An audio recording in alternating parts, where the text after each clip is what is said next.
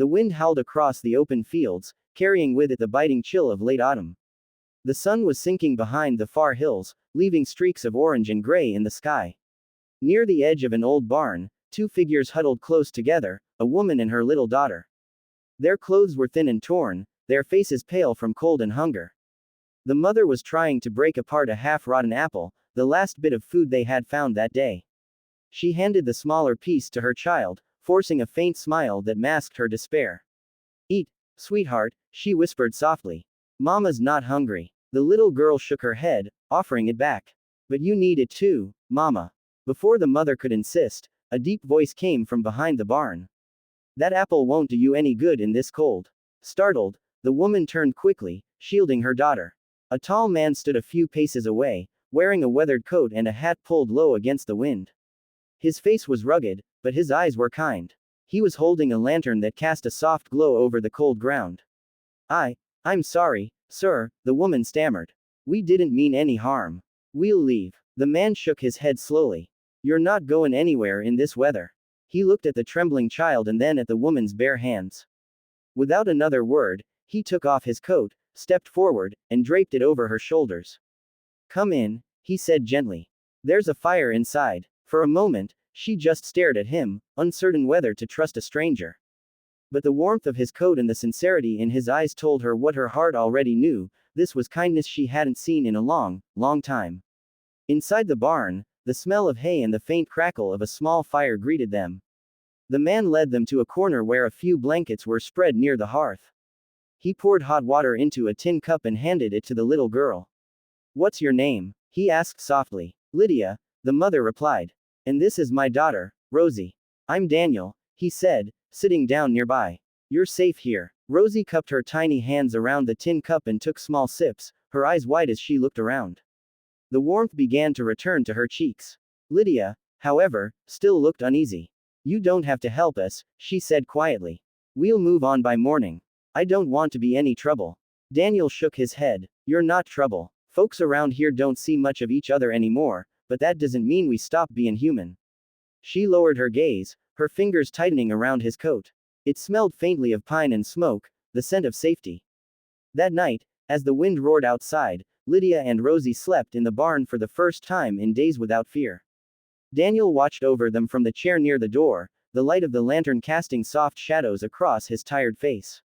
He had lived alone for years, ever since his wife passed away. The silence of the farm had become his only companion, until now. Watching that woman and her daughter breathe peacefully by the fire awakened something in him that had long been buried: the need to protect, to care, to share warmth with another soul.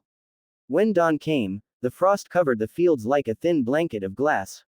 Daniel was already up, tending to the fire when Lydia awoke. She sat up, confused at first, then remembered where she was. "You can stay a while," he said before she could speak. "There's work needs doing on this farm, and I could use an extra pair of hands." Lydia hesitated. "You'd let us stay?" "Just like that," he nodded. "I don't have much, but what I got, you can share." Tears filled her eyes, but she quickly looked away. She hadn't cried in months, not when her husband abandoned them, not when she lost her home, and not when she'd begged strangers for food. But now, standing in that old barn with the smell of warm bread coming from Daniel's stove, she felt the walls around her heart begin to crumble.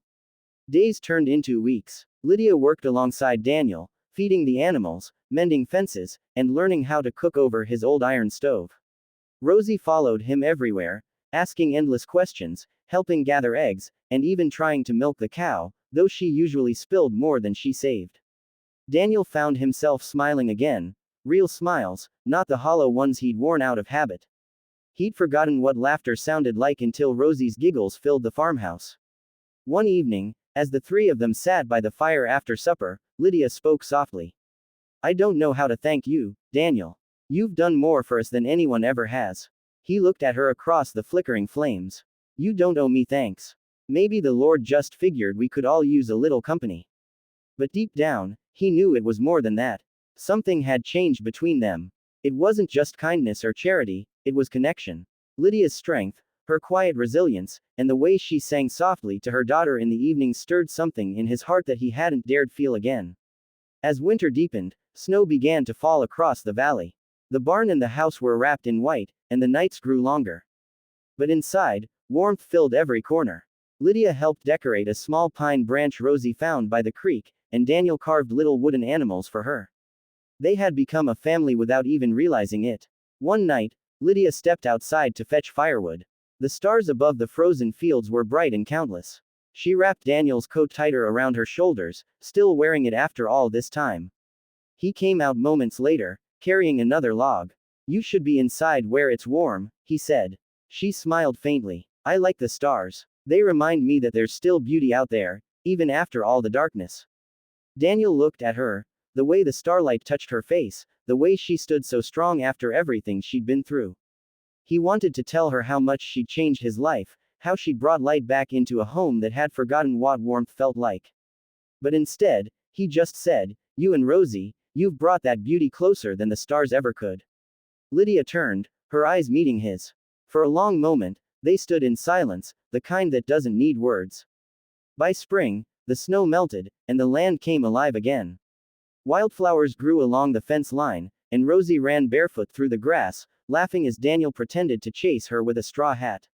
Lydia watched from the porch, her heart full in a way she hadn't known was possible. One morning, Daniel handed her a small, hand-carved box. Inside was a simple silver locket with a photo of Rosie he had secretly taken and a space beside it, empty. "I thought maybe," he said, looking shy for the first time, "you might like to fill the other half." Lydia blinked, her breath catching. "Daniel." He took her hand gently. "You don't have to say anything now. I want you to know this place is your home, if you want it to be. Not because you owe me, but because I can't imagine it without you." She looked down at their hands, rough from work, but steady and warm. After a long moment, she nodded, tears glistening in her eyes. "Home," she whispered. "That's something I thought we'd never have again." That evening, as the sun dipped low and painted the sky in gold and crimson, Rosie ran up to them holding a handful of wild daisies. "Mama, look." "For the table." Daniel laughed, taking the flowers and setting them in a jar. Lydia smiled through her tears, watching her daughter's joy fill the room. Years later, neighbors would speak of the quiet farmer who took in a starving woman and her child one cold night, and how that single act of compassion changed all their lives. Daniel and Lydia built more than a farm together. They built a home filled with warmth, laughter, and love born from kindness. Sometimes, on cold winter nights, Lydia would still glance out the barn window and remember that first moment. Her and Rosie, shivering in the dark, eating that rotten apple.